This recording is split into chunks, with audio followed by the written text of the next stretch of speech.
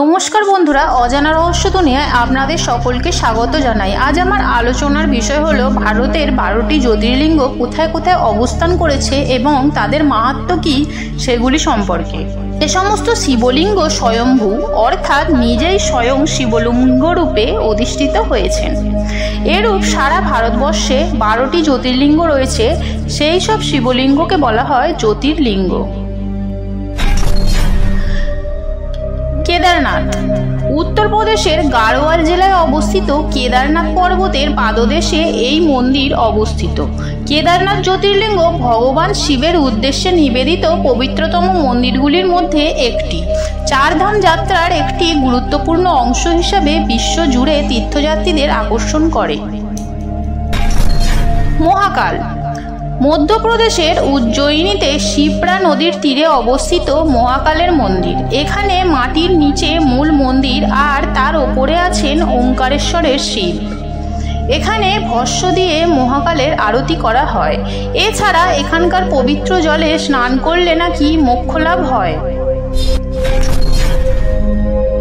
শ্রী সোমনাথ গুজরাটের প্রাণবন্ত রাজ্যে অবস্থিত সোমনাথ জ্যোতির্লিঙ্গ। বিশাল আরব সাগরের পটভূমিতে অবস্থিত সোমনাথের শান্ত পরিবেশ তীর্থযাত্রী এবং পর্যটক উভয়ের জন্যই একটি ঐশ্বরিক এবং প্রশান্ত অভিজ্ঞতা প্রদান করে। এই মন্দিরের কাছেই পরশুরামের মন্দির, শঙ্করাচার্যের মন্দির, সারদা মঠ, সূর্য মন্দির, সরস্বতী, হিরণ্য ও শ্রী রাধাকৃষ্ণের অন্তর্ধানের স্থান ইত্যাদি অবস্থিত। ওঙ্কারেশ্বরের মন্দির মধ্যপ্রদেশের নর্মদা নদীর তীরে গঠিত শান্ত ওঙ্কারেশ্বর দ্বীপে অবস্থিত এই জ্যোতির্লিঙ্গ। পবিত্র হিন্দু মন্দিরটি ওমের মতো অনন্য আকৃতির। এই স্থানেই আদি শঙ্করাচার্য দীক্ষা গ্রহণ এবং শিক্ষা লাভ করেন। এটি আধ্যাত্মিক তাৎপর্যের পাশাপাশি মনোমুগ্ধকর প্রাকৃতিক সৌন্দর্যের জন্য বিখ্যাত এবং পর্যটকদের প্রশান্তি এবং ভক্তির অভিজ্ঞতা প্রদান করে। কাশী বিশ্বনাথ ভারতের আধ্যাত্মিক কেন্দ্রস্থল বারাণসীতে কাশী বিশ্বনাথ মন্দির স্থাপিত শিবমূর্তি। বাদশাহ আকবরের আমলে মূল মন্দিরটি সংস্কার করেন তার রাজস্ব মন্ত্রী টোডরমল। 1886 সালে ইন্দোর মহারানী অহল্যাবাই পাঞ্জাব কেশরী রমজিৎ সিংহ মন্দিরের শিখরগুলি তামার ওপর সোনা দিয়ে মুড়ে দেন, তাই এটি স্বর্ণ মন্দির নামেও পরিচিত হয়। এই মন্দিরটি এমন একটি স্থান যেখানে জীবন এবং মৃত্যু অস্তিত্বের বৃত্তে একত্রিত হয়।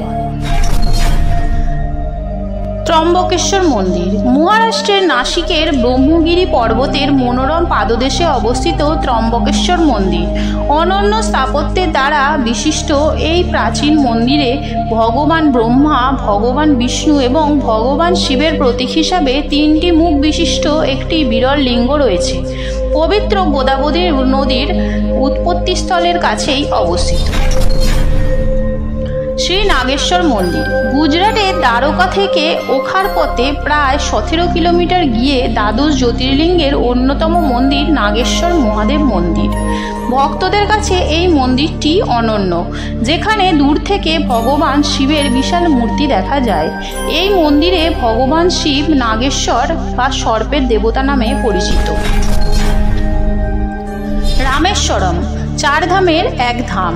দক্ষিণ পূর্ব ভারতের শেষ প্রান্তে এই প্রণালীতে অবস্থিত রামেশ্বরম সীতাদেবীর গড়া শিবমূর্তি এবং শ্রীরামচন্দ্র কর্তৃক প্রতিষ্ঠিত হয়েছে শ্রী রামেশ্বরম। ধনুষ্কোটি থেকে প্রায় 20 কিলোমিটার দূরে ভারত মহাসাগর ও বঙ্গোপমহাসাগরের মিলনস্থলে অবস্থিত।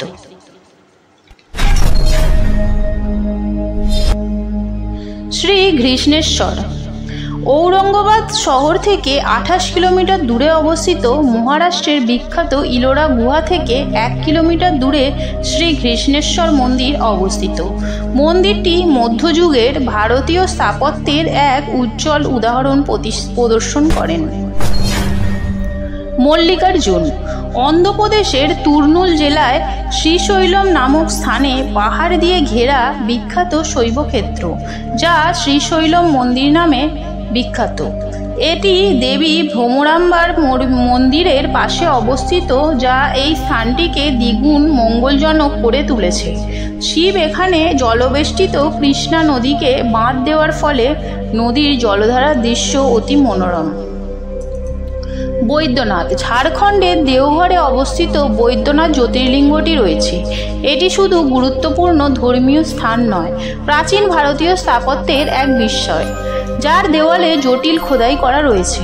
প্রতি বছর শ্রাবণ মাসে লক্ষ লক্ষ শ্রাবণী মেলা নামক কঠিন তীর্থযাত্রায় অংশ নেন দেবতাকে পবিত্র জল উৎসর্গ করার জন্য, যা গভীর ভক্তির উদাহরণ।